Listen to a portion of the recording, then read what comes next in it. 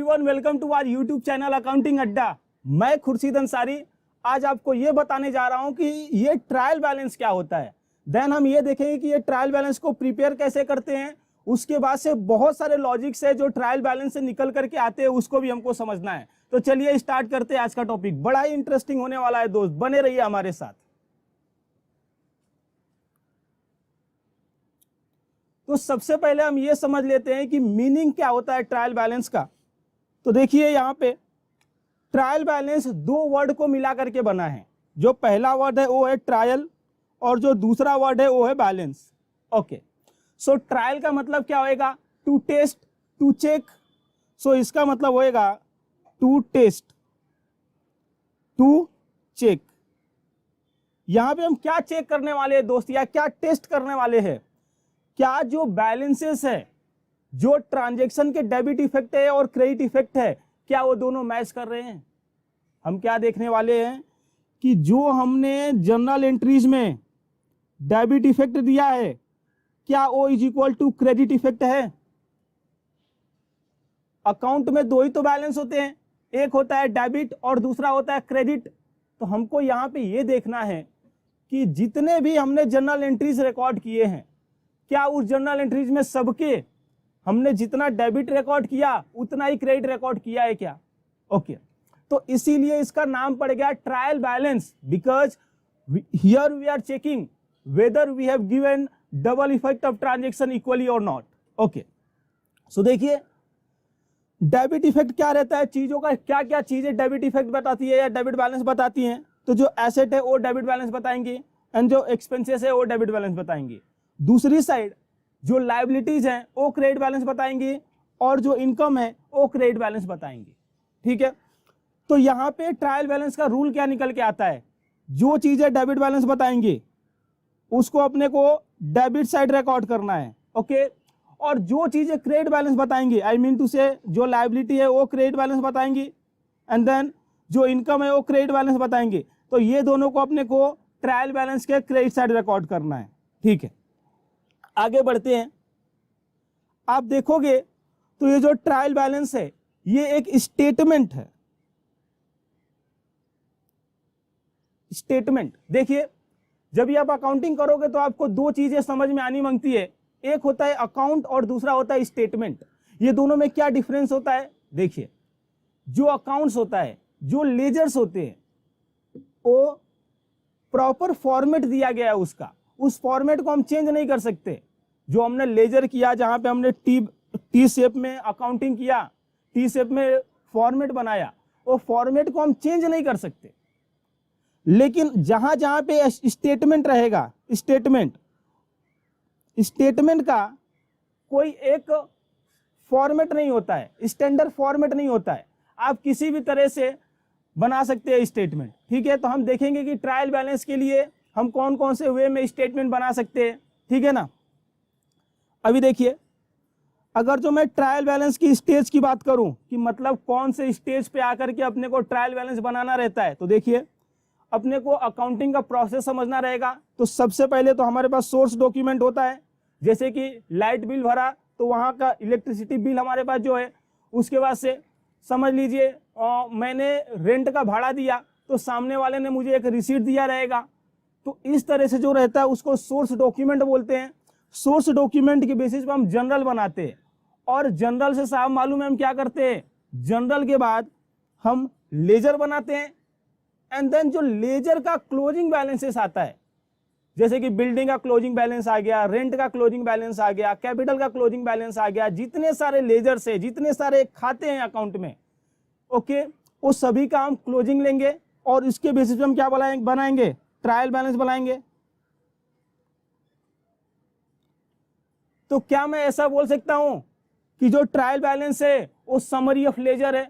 हाँ, बोला जा सकता है, क्योंकि ट्रायल बैलेंस में क्या होएगा, जो लेजर्स का क्लोजिंग बैलेंस आएगा, अल्टीमेट बैलेंस आएगा, उसी को तो हम ले जाकर के डालने वाले हैं ट्रायल बैलेंस में। ओके, तो इसीलिए ट्रायल बैलेंस को समरी ऑफ लेजर भी बोला जाता है। ठीक है, अभी देखिए, अगर जो मैं फॉर्मेट की बात करूं तो जैसे कि मैंने आपसे बात किया कि ये जो ट्रायल बैलेंस है ये एक स्टेटमेंट है, तो यहाँ पे कोई एक फिक्स फॉर्मेट नहीं रहने वाला। आपको एग्जाम में किसी भी तरह से वो फॉर्मेट दे सकते हैं, ठीक है ना। तो नॉर्मली किस तरह से फॉर्मेट हो सकता है वो हम बात करने जा रहे हैं। तो देखिए यहाँ पे क्या रहेगा, तो एक फॉर्मेट में ऐसा हो सकता है कि यहाँ पे आपको पर्टिकुलर लिखा रहे, देन यहाँ पे LF लिखा रहे, ओके, और यहाँ पे डेबिट लिखा रहे और यहाँ पे क्रेडिट लिखा रहे, ठीक है ना। तो क्या रहेगा, जो भी लेजर्स रहेंगे, जैसे कि बिल्डिंग यहाँ पे आ गया, रेंट यहाँ पे आ गया, कैपिटल यहाँ पे आ गया, ओके, जो डेबिट बैलेंस आएगा उसको यहाँ पे लिख देंगे, यहाँ पे लिख देंगे, जो क्रेडिट बैलेंस आएगा उसको यहाँ पे लिख देंगे। एक तो इस तरह से आपका फॉर्मेट हो सकता है, या फिर दूसरे वे से कैसे हो सकता है, यहाँ पे लिख देंगे पर्टिकुलर और यहाँ पे अमाउंट रुपीज में, यहाँ पे तो अपना रहेगा LF और इसको हम बोल देंगे डेबिट साइड, और दूसरी साइड यहाँ पे पर्टिकुलर LF अमाउंट और इसको बोल देंगे क्रेडिट साइड। तो अभी क्या होएगा, अभी जो ये साइड है, ये साइड में जो चीजें डेबिट बैलेंस बताती हैं उनको लिख देंगे, और इस साइड में जो चीजें क्रेडिट बैलेंस बताती हैं उनको लिख देंगे। और स्पेसिफिक होकर बात करूं तो यहाँ पे एसेट्स को लिख देंगे एंड देन एक्सपेंस को लिख देंगे, और क्रेडिट साइड में क्या लिखेंगे बोलिए, तो लायबिलिटी को लिख देंगे एंड देन इनकम को लिख देंगे, ओके। उसके बाद से देखिए ये साइड आ जाएगा क्रेडिट वाला और ये साइड आ जाएगा डेबिट वाला।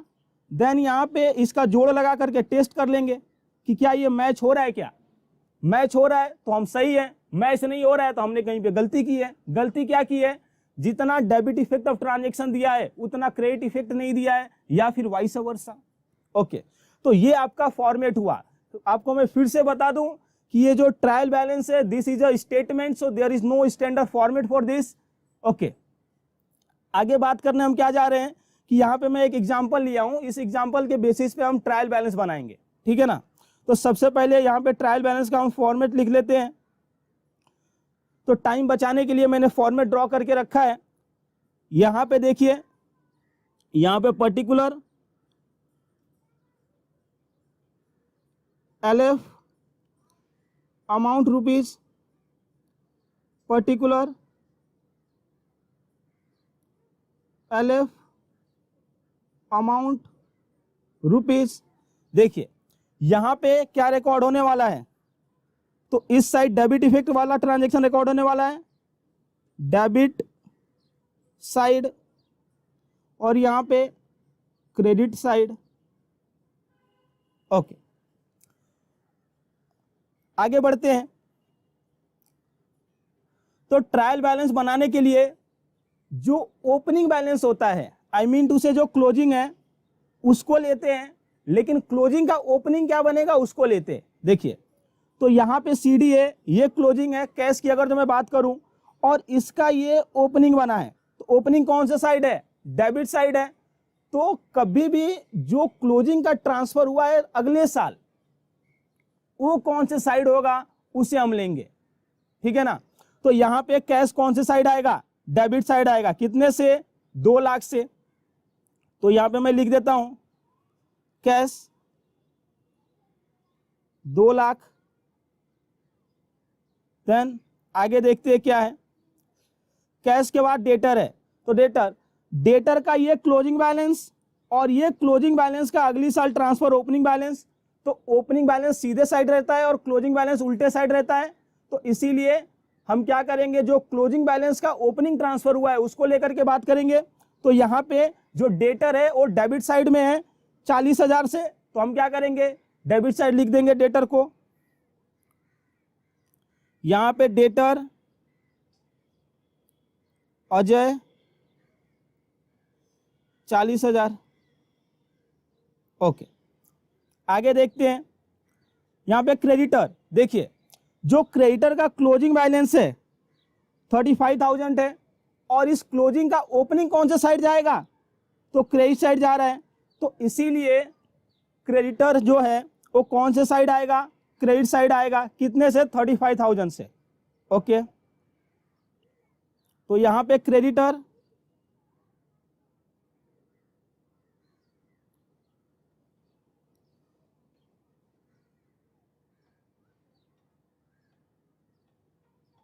$35,000।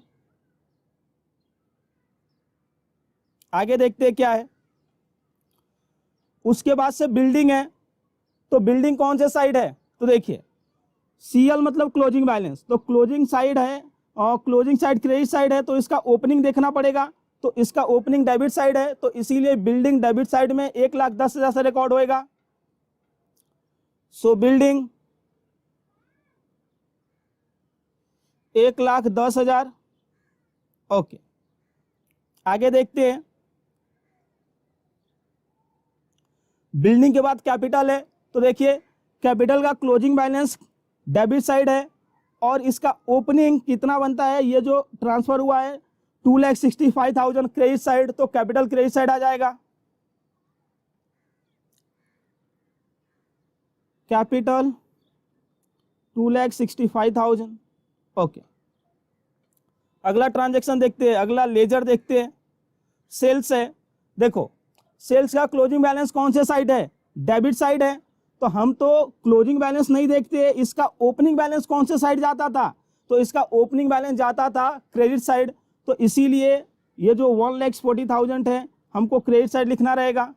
सेल्स में सेल्स 1,40,000। ओके, उसके बाद से क्या है? परचेस। तो देखिए परचेस का जो क्लोजिंग बैलेंस है वो क्रेडिट साइड है, तो क्लोजिंग का अगले साल ओपनिंग क्या बनेगा?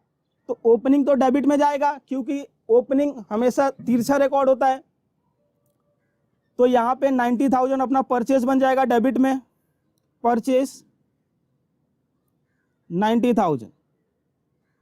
ओके, सो मैं आपसे एक बात पूछूं, क्या जो हमने ये जो डेबिट इफेक्ट दिया ट्रांजैक्शन का और उसको डेबिट साइड रिकॉर्ड किया एंड देन जो चीजें हमने क्रेडिट साइड रिकॉर्ड किया, अगर जो मैं डेबिट साइड का जोड़ लगाऊं और क्रेडिट साइड का जोड़ लगाऊं तो क्या ये मैच होने मांगते हैं? क्या debit side is equal to credit side होना मांगता है? हाँ, ये होना ही मांगता है। क्यों ऐसा? क्योंकि हम double entry system of accounting follow करते हैं, और क्योंकि हम double entry system of accounting follow करते हैं, we give double effect for each and every transaction, one effect debit and the another effect credit, and both effect should be equal. And because of that, in our case debit should supposed to be equal to credit. Okay, so let's try and check whether it's matching or not. So 2 lakh plus 40,000 plus 1,10,000 and then 90,000, तो ये हुआ 4,40,000। Then credit side देखूँ तो 35,000, then 2,65,000, 1,40,000, तो ये भी हो गया 4,40,000। ओके, तो ये दोनों मैच हो रहा है, ये दोनों मैच हो रहा है, तो इससे हम कंक्लूजन क्या निकाल सकते हैं? जितना ही हमने जर्नल एंट्री में ट्रांजैक्शन का डेबिट इफेक्ट दिया है उतना ही हमने ट्रांजैक्शन का क्रेडिट इफेक्ट दिया है। ओके, अगर जो ये मैच नहीं होता तो अगर जो ये मैच नहीं होता तो हमने कहीं ना कहीं गलती किया है डेबिट इफेक्ट और क्रेडिट इफेक्ट देने में। जितना हमने डेबिट इफेक्ट दिया है उतना क्रेडिट इफेक्ट नहीं दिया रहेगा, या फिर वाइस वर्सा। ओके, तो देखिए ये जो ट्रायल बैलेंस क्या है? समरी ऑफ लेजर है। क्यों ऐसा? क्योंकि देखिए ना, लेजर से ही तो हम जो क्लोजिंग बैलेंस बच रहा था उसी को तो उठा करके यहाँ पे लिख दिए, ठीक है ना। आगे और भी मैं आपको कुछ बताना चाहता हूं। Need for trial balance, trial balance की जरूरत क्यों पड़ती है, हम ये बात करने जा रहे हैं। तो सबसे पहला, टू चेक एरर। अपने को ये एरर को चेक करने में हेल्प करता है। कौन से एरर को? क्या debit is equal to credit है या नहीं है, ठीक है, ये अपने को चेक करने में हेल्प करता है। दूसरी बात, so as we know accounting is a process, it's start from source document, then journal, after then ledger and then from ledger to trial balance and from trial balance to final accounts. So do you think unless we have trial balance ready with us, we would be able to prepare final account? Definitely not. So to preparation of financial statement, I mean to say to prepare the final account, we need to have the trial balance. Okay, so जो दूसरा जरूरत है trial balance का वो ये है to prepare final account. Okay, and then दूसरा इसका और क्या ऑब्जेक्टिव है या नीड है, तो एक नीड और है, ये समरी बताता है, summary of all ledgers. Okay, तो ये था ट्रायल बैलेंस. अभी हम क्या देखने जा रहे हैं कि क्या ट्रायल बैलेंस में कुछ लिमिटेशंस भी हैं. ये जो गलतियां पकड़ने वाली बात था, जो एरर चेक करने वाली बात था, क्या ये सभी एरर को पकड़ पाएगा? तो देखिए, ट्रायल बैलेंस बहुत सारे एरर को नहीं पकड़ पाता है. देखते हैं कौन कौन से एरर को नहीं पकड़ सकता है वो. तो देखिए, सबसे पहले बात, ट्रांजैक्शन नॉट रिकॉर्डेड. अभी आप ये बताओ, जो ट्रांजैक्शन रिकॉर्ड ही नहीं हुआ तो उसका तो ना डेबिट इफेक्ट दिया गया ना क्रेडिट इफेक्ट दिया गया. सो बिकॉज ऑफ दैट जो ट्रांजैक्शन नहीं रिकॉर्ड हो गया उसको इग्नोर करके ट्रायल बैलेंस टैली हो जाएगा. समझ रहे हैं? तो जो ट्रांजैक्शन ओमिट टू रिकॉर्ड हो गया, trial balance would fail to find that mistake. Okay, then transaction have recorded with the wrong amount. Wrong amount से रिकॉर्ड हो गया, तो मैंने मोबाइल खरीदा 10,000 का लेकिन रिकॉर्डिंग हो गया 8,000 से, तो 8,000 मैंने डेबिट इफेक्ट भी दे दिया और क्रेडिट इफेक्ट भी दे दिया, तो ये भी बराबर ये भी बराबर, तो 8,000 से तो टैली हो जाएगा. तो जो अंडर रिकॉर्डिंग हुआ या ओवर रिकॉर्डिंग हुआ, trial balance would not be able to find out that mistake too. Okay, आगे क्या बोलता है, entry have not been posted from ledger to journal. अभी एक एंट्री था, ये मोबाइल खरीदने वाला है, इसको हमने जनरल से लेजर में पोस्ट करना ही भूल गए, तो ट्रायल बैलेंस किसके बेसिस पे बना बताइए? ट्रायल बैलेंस तो हमने लेजर का जो क्लोजिंग बैलेंस है उसके बेसिस पे बना दिया. तो जो एंट्री लेजर में आया ही नहीं उसको ट्रायल बैलेंस पहचान पाएगा क्या? उसकी गलतियों को ढूंढ पाएगा क्या? नहीं ढूंढ पाएगा. क्योंकि देखिए, अगर जो कोई चीजें जनरल एंट्री से लेजर में नहीं जा रही है, मतलब उसका डेबिट इफेक्ट भी नहीं रिकॉर्ड हो रहा है, क्रेडिट इफेक्ट भी नहीं रिकॉर्ड हो रहा है, तो ट्रायल बैलेंस तो अपना टैली होगा इग्नोर करते हुए काय को, उसका डेबिट इफेक्ट और क्रेडिट इफेक्ट ऑफ ट्रांजैक्शन जो पोस्टिंग ही नहीं हुआ लेजर टू जनरल. तो इसीलिए जो ट्रांजैक्शन जनरल से लेजर में पोस्ट नहीं हुए उसकी गलतियों को भी ट्रायल बैलेंस नहीं ढूंढ सकता. ओके, अगला, एंट्री रिकॉर्डेड ट्वाइस. कोई एंट्री है वो 2 बार रिकॉर्ड हो गया, तो कोई एंट्री साहब 2 बार रिकॉर्ड हो गया, उस गलती को भी ये ट्रायल बैलेंस नहीं ढूंढ सकता. ट्रायल बैलेंस क्या होगा? हायर अमाउंट पे जाकर के टैली हो जाएगा. ओके, तो ये हमारा डिस्कशन था ट्रायल बैलेंस के ऊपर आपके साथ. तो आशा करता हूं चीजें समझ में आई रहेंगी आपको. तो मिलते हैं अगले लेक्चर में अगले टॉपिक के साथ. Thank you.